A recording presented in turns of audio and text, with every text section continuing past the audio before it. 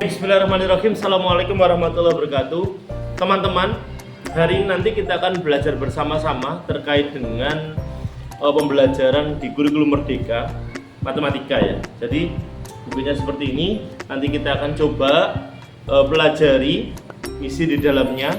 Tonton video ini sampai habis. Jangan lupa subscribe, like, komen, dan share video ini sebanyak-banyaknya. Semoga bermanfaat untuk kita semua.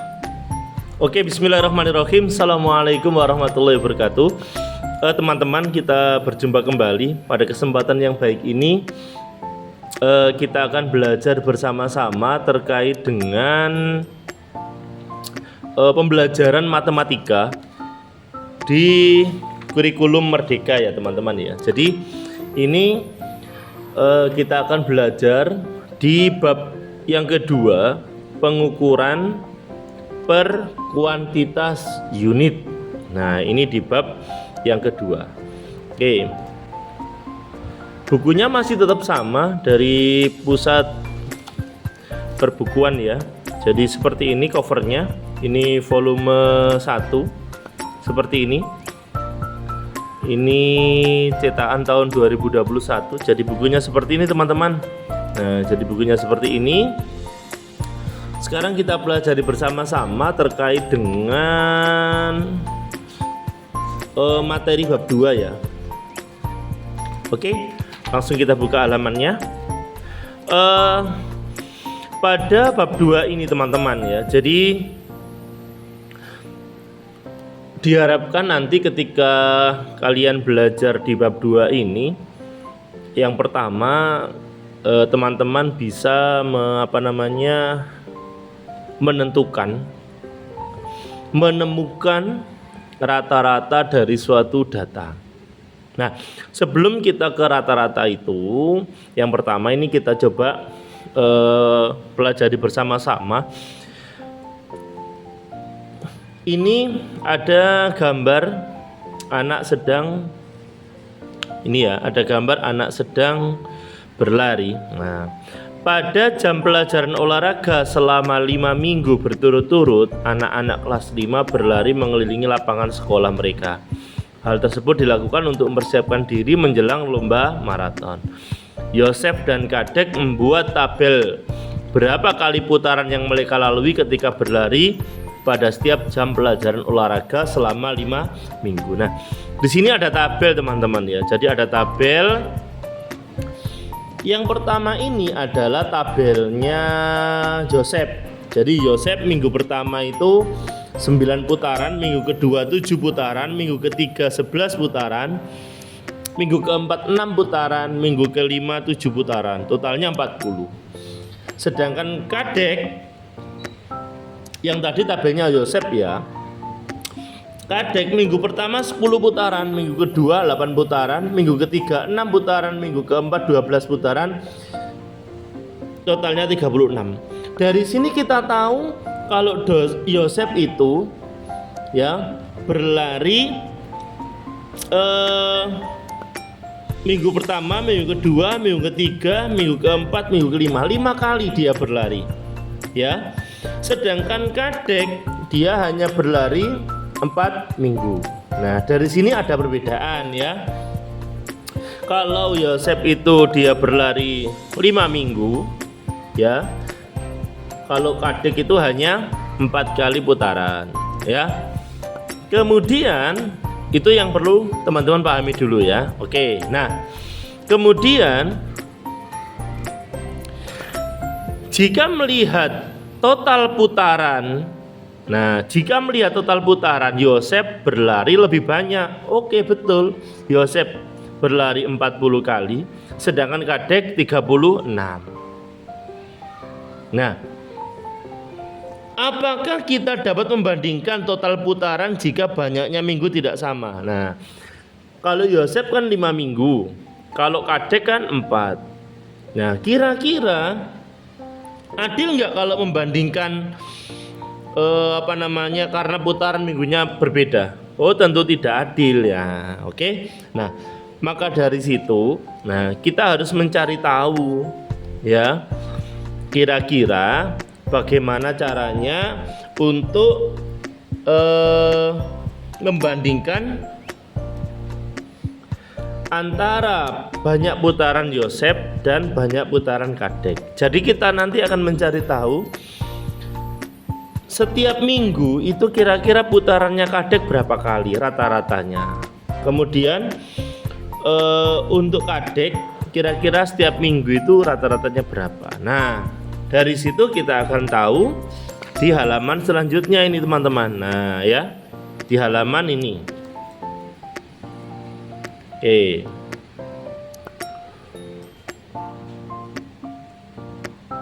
Nah ini ya teman-teman ya. Ini maksudnya gimana Pak ini Pak? Nah sekarang kita tentukan.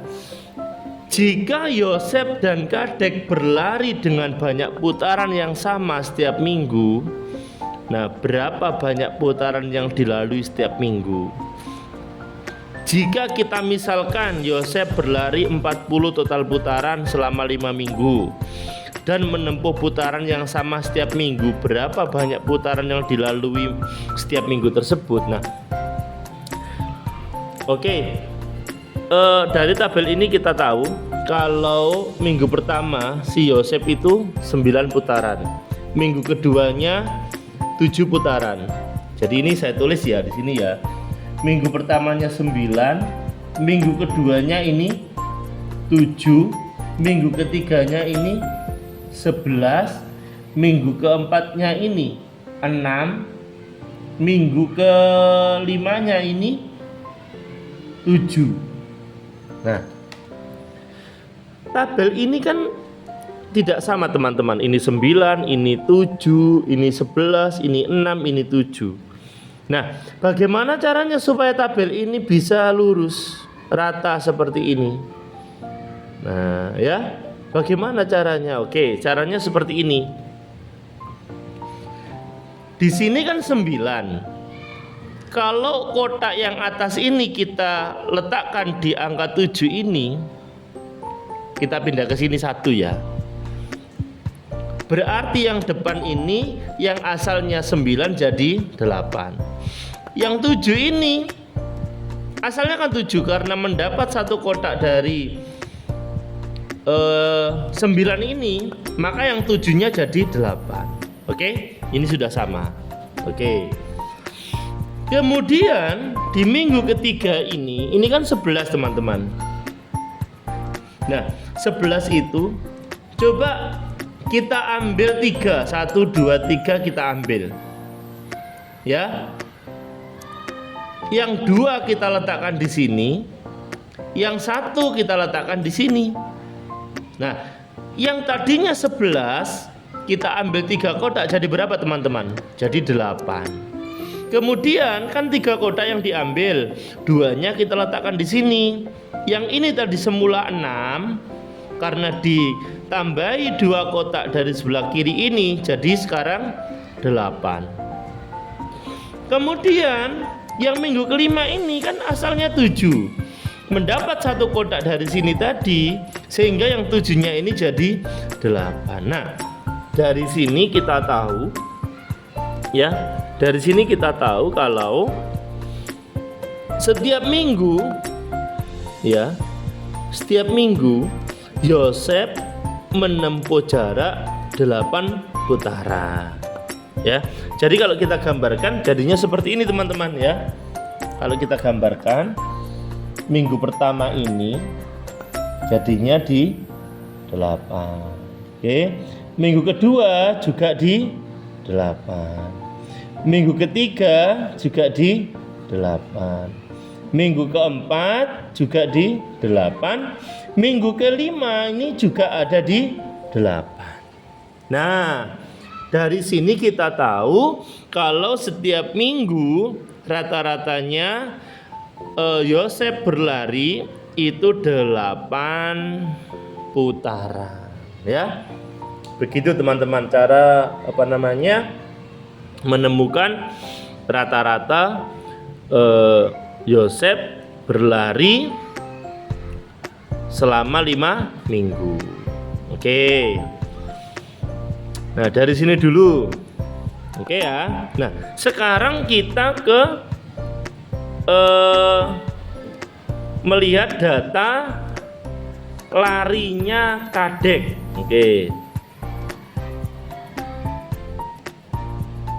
Oke ya.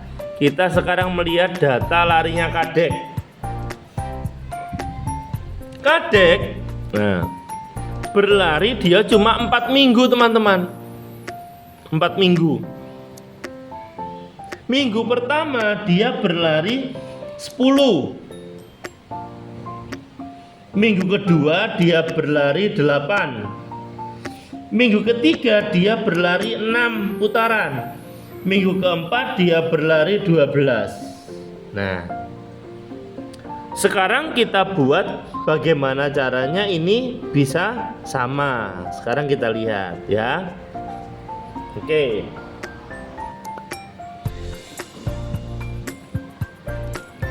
Sepuluh ini kan kotak 10 ya, 10 putaran. Yang satu saya letakkan di sini. Yang ini 8, sekarang jadinya 9. Yang 10 karena diambil satu kotak, ini jadinya sekarang 9. Oke, 9 ya. Kemudian ini yang berdiri sangat tinggi ini berapa? 12. Kita ambil 3. 1, 2, 3. Kita ambil 3 ini. Kita letakkan di sini. Yang tadinya 6 karena ditambah 3 kotak dari sebelah kanan ini sehingga sekarang jadi 9. Kemudian di minggu keempat ini kan 12 karena diambil 3 kotak tadi sehingga jadinya juga 9. Nah, 9, 9, 9, 9. Nah, kalau digambarkan teman-teman, digambarkan di sini, maka yang minggu pertama ini dia di sini 9 putaran. Minggu keduanya juga 9 putaran. Minggu keempatnya juga 9 putaran. Minggu ke limanya juga 9 putaran. Nah, dari sini kita tentu tahu ya, 9. Dari sini kita tentu tahu kalau Yosef rata-ratanya 8 kali putaran setiap minggu. Kalau Kadek setiap minggu dia 9 putaran. Nah, pertanyaannya siapakah yang berlatih lebih banyak? Nah, kira-kira teman-teman sudah tahu jawabannya. Apakah jawabannya itu Yosef atau Kadek? Tentu jawabannya adalah Kadek ya, karena Kadek setiap minggu itu dia 9 kali putaran, sedangkan kalau Yosef cuma 8. Nah, loh Pak, kok bisa begitu? Nah, bisa ditunjukkan dari sini ya, dari tabel ini, dari diagram batang ini ya. Walaupun intensitasnya Yosef 5 kali atau 5 minggu, sedangkan Kadek 4 minggu, tetapi kalau dihitung rata-rata itu jatuhnya setiap minggu itu Kadek lebih banyak. Nah, Pak, bagaimana cara menghitungnya supaya lebih cepat menemukan ini? Nah, kira-kira seperti apa? Nah, ini kan konsep teman-teman ya, konsep dari rata-rata. Jadi yang perlu teman-teman tahu ya, asalnya dari mana kira-kira. Nah, rata-rata itu ya, jumlah total. Nah, jumlah total ini, jumlah total data ini kan berapa? 9, 7, 11, 6 sama 7.